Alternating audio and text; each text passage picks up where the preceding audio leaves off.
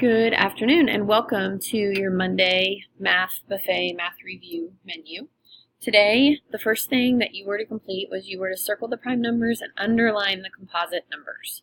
Just a quick refresher, prime numbers are any numbers that only have one in themselves as factors, and a composite number is going to have multiple factors. So it will have more than just the two factors that a prime number has.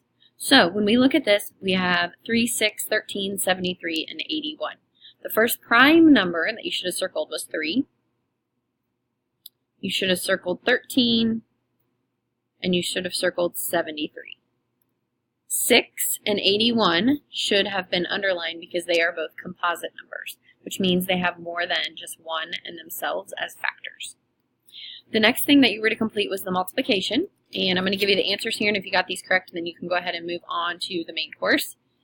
So 82 times 14 is 1,148.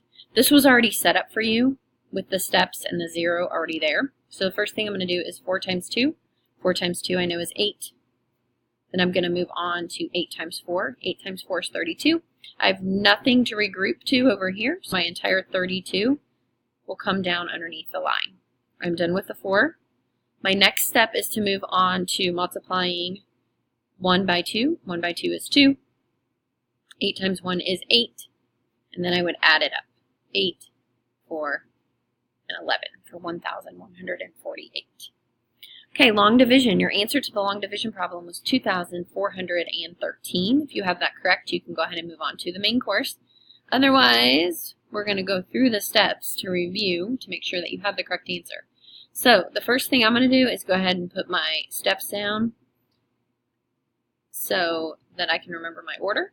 And then I drew my little house, so my answers go in the attic, my remainder goes in the chimney. All my work is going to go down here on the basement stairs. So 4 can go into 9 because 4 is smaller than 9. 4 goes into 9 2 times. Division. I'm going to multiply. 4 times 2 is 8. Then I'm going to subtract. 9 minus 8 is 1. I draw a little arrow so I know that I've brought down my neighbor, so I'm going to bring down that 6.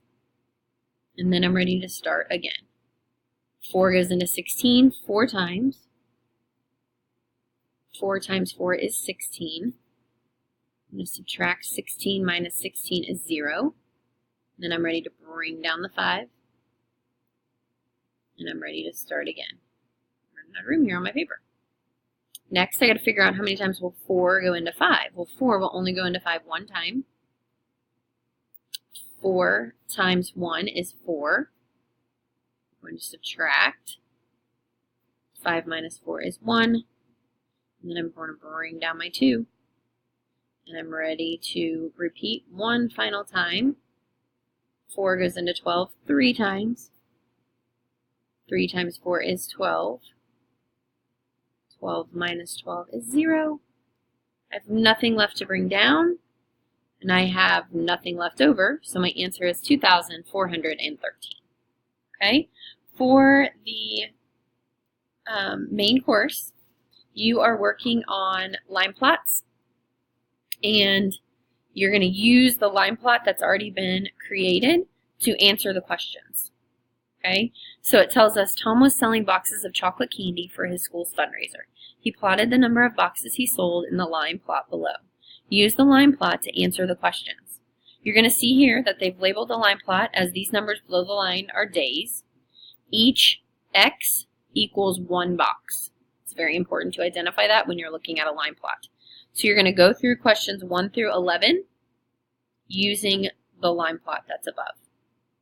Once you've completed that, you may go on to dessert, and there's a game on Google Classroom for you to play.